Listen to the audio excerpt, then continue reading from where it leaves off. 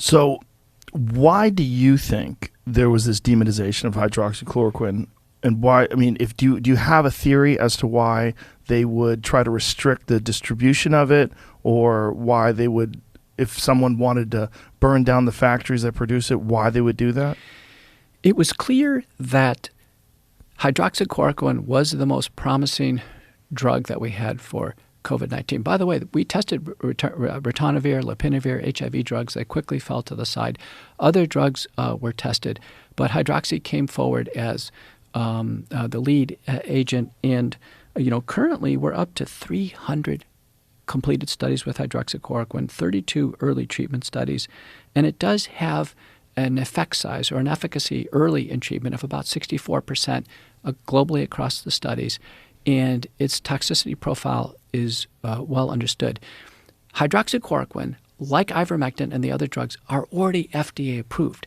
The FDA tells doctors to use drugs off-label. It's in their guidance to us. And actually, FDA has a piece to patients that was published in 2018 saying, why does your doctor use off-label drugs? And it says when the doctors are fulfilling an unmet need, i.e. COVID-19. There's no new drugs for COVID-19. So we use these drugs, what's called clinically indicated, medically necessary, appropriate off-label use of drugs. Hydroxy was the first one up. A giant mistake was to actually place an emergency use authorization on hydroxychloroquine. And the original EUA that was placed on hydroxy, which it didn't need one because it's already on the market, right? It was placed for inpatient use. And then the interpretation was that it was the hydroxychloroquine was restricted at inpatient use. So once it became restricted at inpatient use, then there was messages saying, listen, don't use it unless somebody's an inpatient. Then when we found out that hydroxychloroquine, like ivermectin, works best early and has less of an effect late, like all the other drugs, because people are too far gone, once those trials were completed, there's 5 randomized trials of inpatients with hydroxychloroquine as they're about to go on the ventilator. And those 5 trials are neutral. They don't show harm. They don't show benefit. They're neutral. One of them was the NIH trial. There's only 2 placebo-controlled trials, by the way. So we've based the entire house on hydroxychloroquine on 2 placebo-controlled small inpatient trials that didn't have sufficient power to see an effect if indeed it was there. Having said that, they were flat on the outcomes of mortality and progression in the hospital.